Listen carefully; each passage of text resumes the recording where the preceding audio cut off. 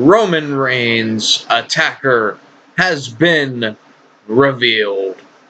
Welcome back to the channel, and welcome to your Enhancement Talent Review for WWE SmackDown, August 6th, 2019, the go-home show of go-home shows for SummerSlam this Sunday, and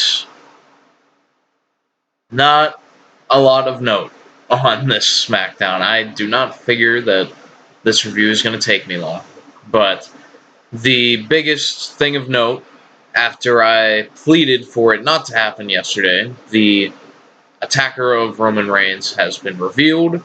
They couldn't help themselves. They couldn't do a long-term story longer than 2 weeks without giving it away. But nonetheless, we'll get into all of that in the full review. Yeah, let's just get into it. This probably isn't going to take long. Not a lot happened on this show. So right away, Charlotte starts the show. She cuts one of her heel promos, says that Trish came back because of Charlotte's greatness eating her up. Says today's athletes are better, etc., etc., all the stuff that she said in the last promo, essentially. And the corniest of corny shit that you can think of in this promo, where Charlotte kicks to a video package that is set to show accomplishments of Charlotte's career. And then midway through, really like just a minute into it probably, it cuts into a Trish Stratus video package. Just so lame. Like, what, did she pay off a production person? Like, I just don't even get it. Like, Charlotte's line after that when Trish came out was like, "Oh, I saw your minivan in the staff parking lot," or whatever the hell she said. Just so corny. Like, it's corny enough when they have wrestlers in the ring kicking to a video package, and then this just convolutes it even further. I don't get the point of that. It did not make Trish look cool. It did not do anything. But nonetheless, Trish comes out, gives a bland delivery on some lines, I felt like.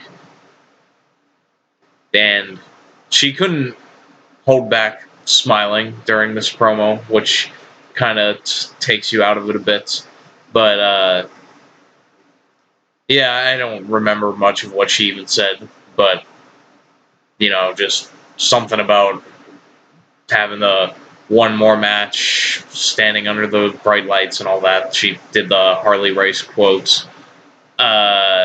Charlotte says that on Sunday, Trish will bow down to the Queen. Trish slaps Charlotte in the face. Charlotte smiles and walks away. And I'll give them that they haven't given away much. I like that there hasn't been any physicality between Charlotte and Trish other than that slap, because, I feel like we should be leaving it to Sunday when you have a big return match like Trish Stratus, and this is her first one-on-one match in however long. It has to be close to 10 years, I would think, since she's been in a one-on-one match. So I like that they've kept them apart and built intrigue as to how they'll work together and how that match will go, and they haven't given it away. They didn't do anything in the tag match because Trish never tagged in, so I'll give them credit for that. I think it's a good decision to do it that way, but I do think that they could have done it more subtly, like by not making that tag match on Raw, and maybe doing something different on this show than another face-to-face promo. Like later on in the show, we got the great Kofi Kingston video package slash interview sort of thing. The same thing they did for Randy Orton the week before, and I praise that so much because it's just simple. It you don't have to get both of them in the ring. You can just have uh, separate interview packages for them, and I feel like that helps build intrigue more into a big match than something like what they did here. But either way, I mean, it's one of the matches I'm more excited for because uh, I feel like it can be a good fit, and I don't know. I mean, Trish has looked good in every appearance she's made in the past couple years, the Royal Rumbles and the Evolution show, and every time she's come in, she's always looked good, but there's a different sort of pressure now that it's a one-on-one marquee match, and I'm interested to see how it goes because I think it has the chance to be something really good. Uh, so I'll definitely be interested on that on Sunday.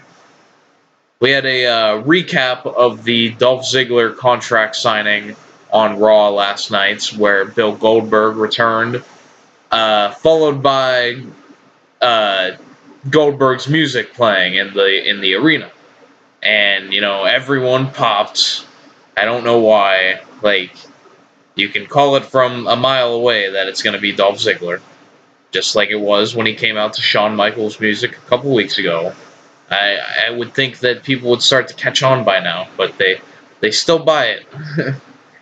So Goldberg's music plays, and it's Dolph doing a mock of his entrance. The whole security guards knocking on the door and all.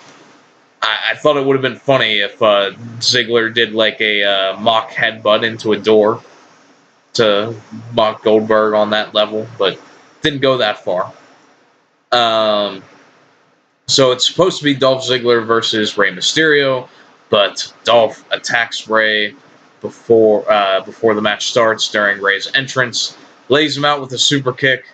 Ziggler grabs a mic, cuts a promo, and says that Sunday will be Goldberg's last match. Yep, he, I'm sure that Dolph Ziggler believes that. So Ali, the former Mustafa, runs in. He checks on Rey real quick before running in at Ziggler, taking him out, throwing him out of the ring, hitting a dive, and a match is made during the commercial. So when we come back, it's Ziggler versus Ali, and goes very shortly, which is disappointing. And Ziggler wins clean, quick, with a super kick. Clean and quick with a super kick. Uh, Dolph Ziggler's new rap album there, but that would imply that he actually wins matches, though. But nonetheless, I can see that this is probably something that a lot of people would really not like, just because of the idea of Ziggler at this point in the day, of where Ziggler's at in his career, beating someone like Ali, who has a lot of potential upside. And my rebuttal to that is that Ali's character of like the underdog sort of babyface trying to work his way up, that sort of character is built to take losses. And they're going to use that. You can, and if it's done right, then the loss won't hurt Ali because it plays into his character that he's an underdog. It's the same thing you've seen with so many guys like Sami Zayn when he was a babyface was a good example of this. But the problem I have with it in this instance is that it wasn't competitive. It wasn't a match. It was 2 minutes, at least, of TV time. But yeah, so I'm not a fan of beating Ali that quickly, but I understand that you do need, like, if it's Dolph Ziggler versus Ali and Ziggler has the match with Goldberg on Sunday, then there's no reason Ziggler shouldn't beat Ali. But I mean, you can counter that and say that, you could have done something else, but I mean, somebody's sometimes sacrifices have to be made. So I get that, and my only complaint is that they couldn't make this go any longer. And other than that, I understand Ziggler winning, and I don't think the loss hurts Ali that much. It's just about what they do going forward with him. If they invest the time in him, then this loss will not affect him at all. Because if they continue to build him and build what his character is, like what they've done with those vignettes for him, then they can build up a good underdog babyface. So I don't have a big problem with them losing, just wish it was more of an actual match. Roman Reigns has an interview. He apologizes to Samoa Joe and clears his name, says he's planning on getting answers tonight. After that, we get Ember Moon versus Natalya. This goes about 60 seconds before Natalya puts Ember in a sharpshooter on the outside. She ends up getting the double countouts as she refuses to break the submission, which, it begs the question, why wouldn't you just let go of the submission at 8 and get back in the ring? But Natalya is just so incensed that she was only focused on inflicting pain on Ember Moon, so she keeps the submission in, the match ends.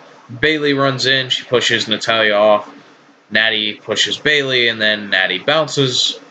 Bayley helps Ember up, and that's it. Yeah, so this is where, and last week, the absolute nonsensical decision to have Alexa Bliss pin Ember Moon in the tag match. And now this week, Ember is done no favors again. She's just laid out on the outside. I mean, I know that she didn't technically lose, but she looked like a loser in this match.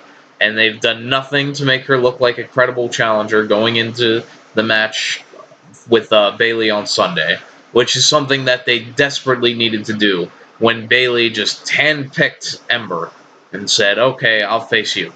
They've done nothing for her since then to make me believe that she can beat Bayley, that she can beat anyone. They've done absolutely nothing.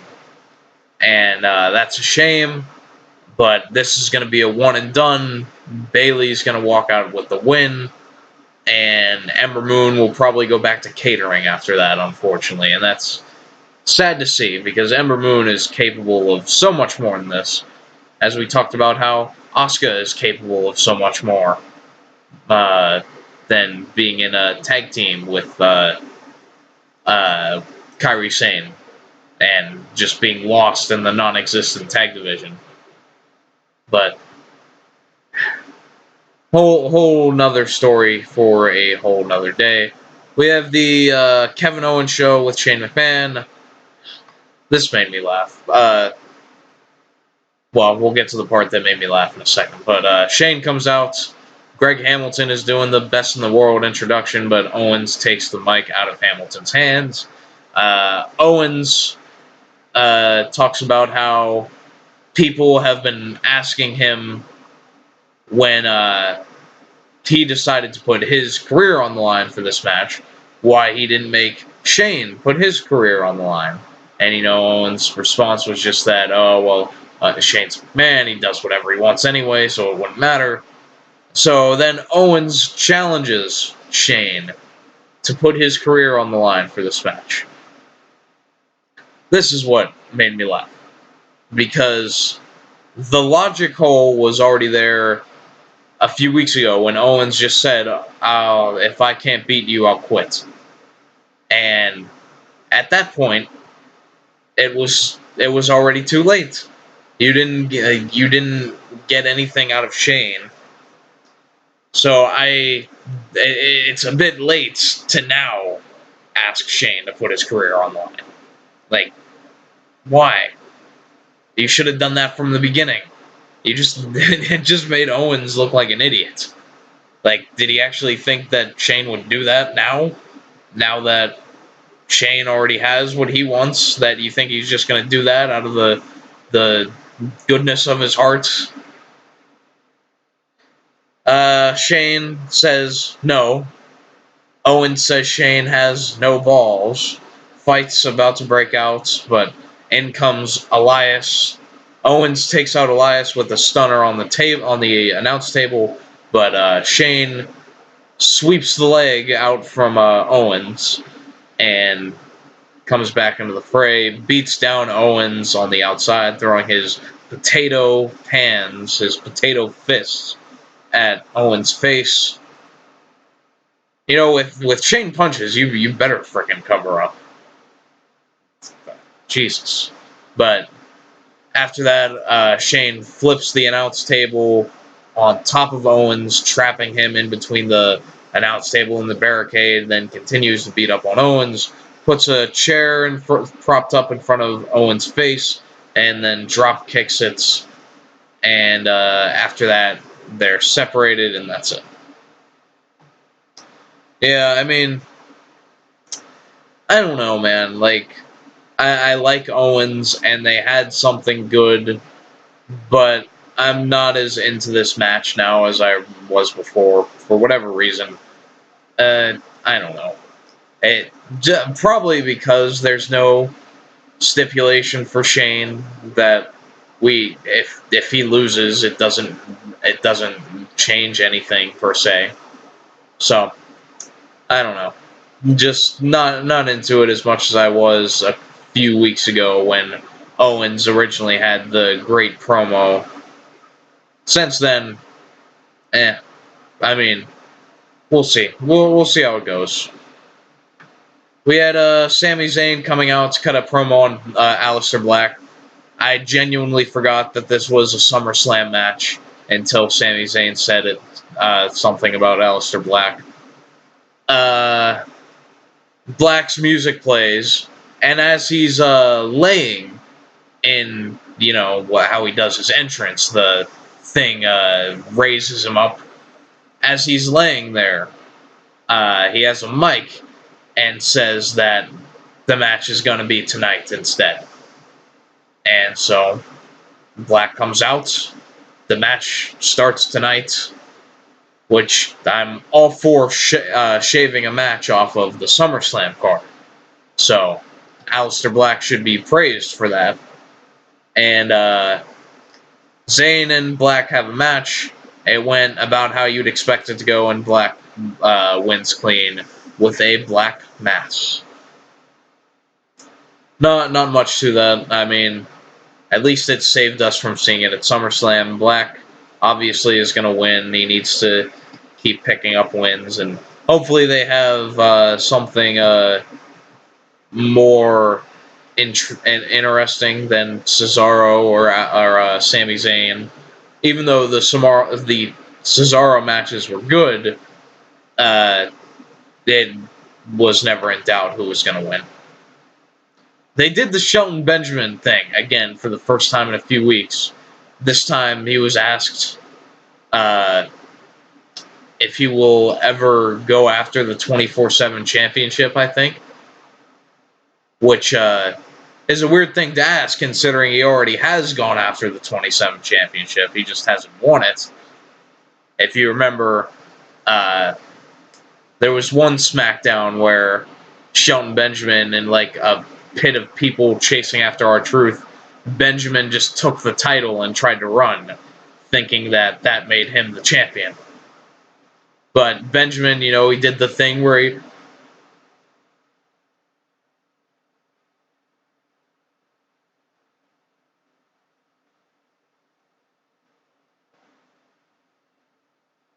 That thing, yeah. I don't understand what it is. I don't know if there is a payoff to this, or because I assumed it was just dropped because they hadn't done it in like a month. But here it is. This is the new Mojo Rawley's mirror. Uh, it probably won't be on next week. Then it won't be there the week after or the week after. But then the week after that, they'll bring it back again. Just like Mojo's mirror. They did a Firefly Funhouse. It comes in with Huskus the pig chowing down on all sorts of chocolate and candy and whatnot. Bray comes in. He compares Finn Balor to Huskus the pig, who eats to cover up his insecurities, and that Finn Balor's pride is ignorance in disguise. Bray laughs at the fact that Balor invited the Fiend to his doorstep. Yowie wowie, he says. And, after that, it was just let me in. They did the whole transition into the Fiend character. Let me in. That'll be fun. I'm fascinated to see the presentation of the Fiend as far as when he's actually wrestling a match. Bray has been great all the way up to this. If you think about it, like, we go all the way back to, I believe, the Monday after WrestleMania when they were doing vignettes for Bray's return. Not his return, but they did the random little bird raptor thing coming out of a box. The thing that ended up being Mercy the Buzzard. That, he just came out of a box full of smoke. And, that eventually led to the Firefly Funhouse. And then, that evolved into the Fiend character. And now here we are, 4 months later, I think. And they've managed to keep me interested. And not only keep me interested, but heighten the interest each week, pretty much. Which is something that, in WWE, it's, like, unheard of. Like, you can look at the Viking Raiders. Like, they came in at the same time, the Raw after WrestleMania. And they've done nothing to garner any interest because they've just done the same thing and beating jobbers. So, you compare this to that, they've done a fantastic job of building Bray up throughout these promos in the Firefly Funhouse and the Fiend coming in and everything in between. So, the debut of the Fiend and how he's presented in the ring, I'm very interested to see. So, out of nowhere, there's this Elias and Chad Gable segment. And they're backstage. I think Gable sat something next to Elias's guitar, and Elias told him to move it. And then Elias made fun of Chad Gable for being short. And I find this funny because, like, they're standing right in front of each other. Like, Elias is not that much taller than Chad Gable. You can tell who wrote this segment. I shouldn't have to tell you. God damn it. He's just so damn short.